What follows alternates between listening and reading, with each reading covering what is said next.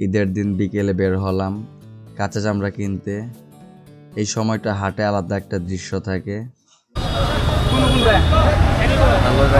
চলে এসেছে কালিয়াতে চামড়ার দেখতে পাচ্ছেন এখানে অনেকগুলো চামড়া আছে, সবগুলো গরুর চামড়া।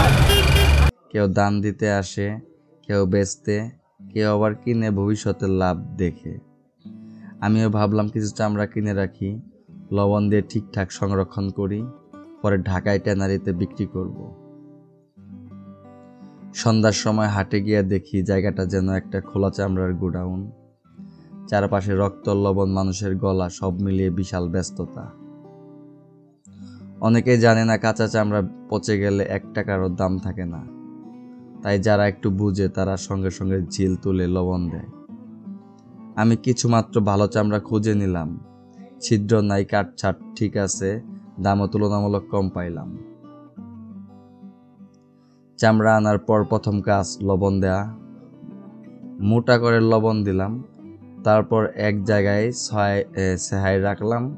রোদে দেয়া যাবে না, তাহলে শুকিয়ে শক্ত হয়ে যায়। এভাবে 5-7 দিন সংরক্ষণ করব, তারপর ঢাকায় ট্যানারিতে পাঠানোর ব্যবস্থা করব। ঢাকায় অনেক ট্যানারি আছে যারা এসব কাঁচা চামড়া কিনে নেয়, তারা পরে এগুলো দিয়ে জুতা, ব্যাগ, বেল্ট বানায়। আমরা নিজেরা বানাই না, কিন্তু এই সংরক্ষণের মধ্যেও একটা দক্ষতা লাগে আর আছে লাভের হিসাব। আমার মোট কিনলাম 1500 চামড়া। প্রতি চামড়া গড় দাম পড়ল প্রায় 820 টাকার মতো। লবণ, সময় আর পরিবহন ধরলে কিছু খরচ আছে, কিন্তু যদি ঠিকঠাক সংরক্ষণ করি পরে ঢাকায় ভালো দামে বিক্রি হবে।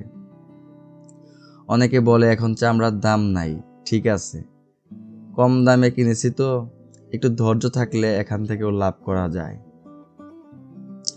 এই কাজটা ছোট, কিন্তু নিয়ম মেনটেন না করলে পুরোটাই নষ্ট। যারা চামড়া দিয়ে কাজ করতে চান, সরাসরি বানাতে না চাইলে এইভাবে সংরক্ষণ করে ট্যানারিতে বিক্রি চিন্তা করতে পারেন।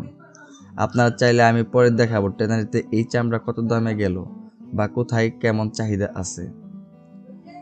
বাস্তব অভিজ্ঞতা, মাঠে কাজ আর সোজাসাপটা হিসাব যদি ভালো লাগে তাহলে ফলো করেন।